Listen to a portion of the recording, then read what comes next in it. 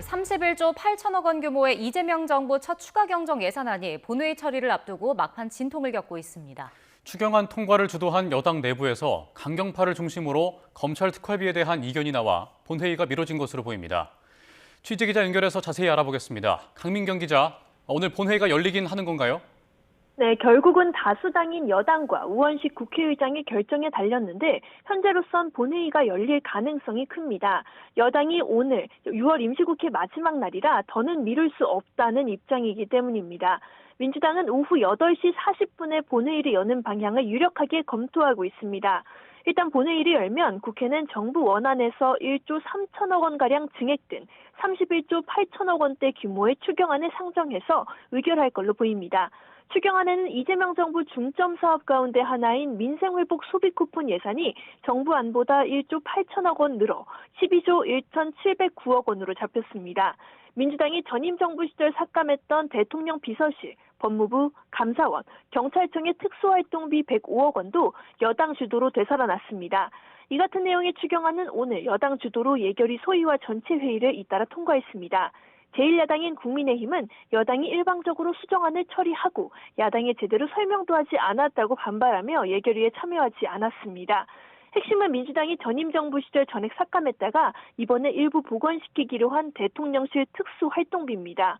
민주당은 당시에는 김일성 예산이 쌈짓돈, 떡값처럼 불투명하게 운영돼서 삭감했던 거지 원활한 국정 운영을 위해서 특활비 자체는 필요하다는 입장입니다. 반면 국민의힘은 추경을 통해 특활비를 증액하겠다는 건 뻔뻔하기 그지없는 생각이라며 후한무치이자 내로남불이라고 비판했습니다. 국민의힘은 여당 내부 사정으로 본회의가 늦어지는 데 대해서도 반발하며 본회의에 불참할 가능성이 커 보입니다.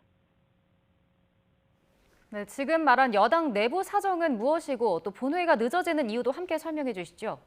네, 오후 6시쯤 본회의를 앞두고 열린 민주당 의원총회에서 추경안을 둘러싼 이견이 나온 걸로 알려졌습니다. 대통령 비서실, 법무부 감사원, 경찰청의 특수활동비 105억 원을 되살린 게 문제였습니다.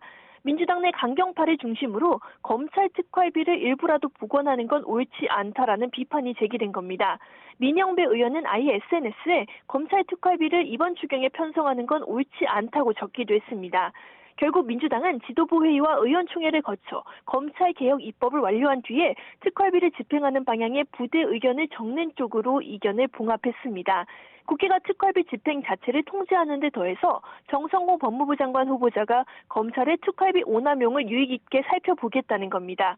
물론 국민의힘은 민주당이 일방적으로 추경안을 의결하더니 이제 본회의마저 마음대로 연기시킨다며 있을 수 없는 폭거라고 반발했습니다. 송원석 원내대표는 우원식 국회의장에게 다음 주로 본회의를 미루자고 요구하기도 했습니다. 다만 민주당은 여당 단독이라도 추경안을 처리하겠다는 방침이라 소수 야당인 국민의힘의 반발이 큰 변수가 되지는 않을 거란 관측이 나옵니다. 지금까지 국회에서 YTN 강민경입니다.